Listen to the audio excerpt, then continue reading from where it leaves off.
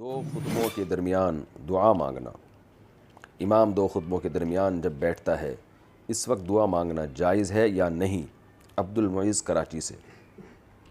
दुआ मांगे मगर दिल में, ज़बान न हिलाए, क्योंकि सही हदीस है, रसूलुल्लाह सल्लल्लाहु अलैहि वसल्लम ने फरमाया जब इमाम जुम्मे के दिन मिंबर पे आ जाए फ़ला सलात वला कलाम, तो कोई नमाज नहीं और कोई कलाम नहीं, बिल्कुल खामोशी। मास्क पहनकर नमाज मकरूह हो जाती है? क्या कोरोना मास्क पहनने से नमाज मकरूह हो जाती है? फ़ाइज़ साहब कराची से। नहीं जी, नमाज मकरूह नहीं होती, बल्कि कोरोना मकरूह हो जाता है, यानी वो उससे हिफाजत हो जाती है। क्या कोरोना वैक्सीन में खिंजीर की चर्बी शामिल है? क्या कोरोना वैक्सीन लगाना ईमान की कमज़ोरी की अलामत है? बाज़ लोग कहते हैं कि कोरोना वैक्सीन में खिंजीर की चर्बी है, इसलिए इसका लगाना जायज़ नहीं है, इसकी क्या हकीकत है? फ़ाइज़ साहब कराची से। जो बाज़ लोग कहते हैं इसमें खिंजीर की चर्बी है, उनसे पूछें आपके पास क्या दलील है इसकी।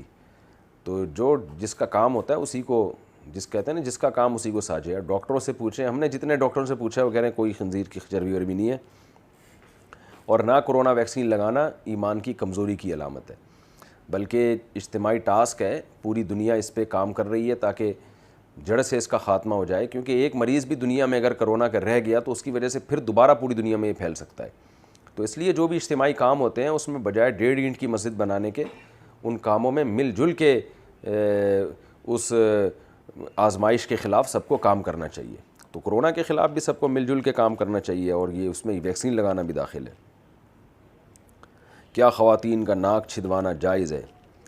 इस्लाम में नाक छिदवाने के बारे में क्या हुक्म है? जायज़ है या नाजायज़? क्या ये अल्लाह की तख्लीक बदलने के ज़ुमरे में नहीं आएगा? नीज़ अगर कोई अपनी आँख या होंठ छिदवाना शुरू कर दे, जैसे कि बाज़ मगरिबी मुल्कों में होता है, तो क्या वो भी जायज़ होगा? ज़ैनब कराची से। नाक और कान छिदवाना जायज़ है, बाकी होंठ और ये फिर ये गुलूब है।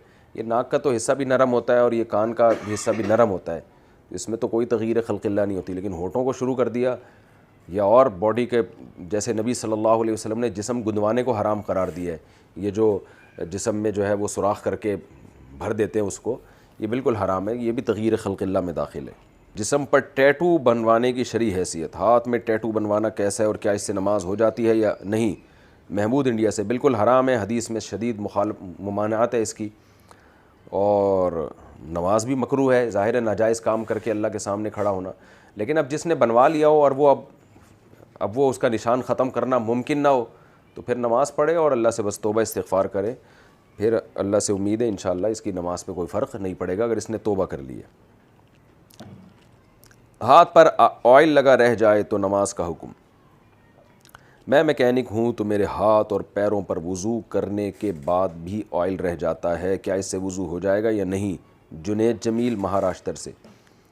देखें, ऑयल अगर लगा हुआ है और पानी उस पर डालते हैं तो फिसल जाता है, तो इससे कोई फ़र्क नहीं पड़ता, इससे वज़ू भी हो जाएगा, गुस्ल भी। अलबत्ता ग्रीस टाइप की कोई चीज़ इतनी मोटी लगी हुई है कि आपको पता है इसके अंदर पानी जा ही नहीं सकता, तो वो फिर उससे वज़ू नहीं होगा।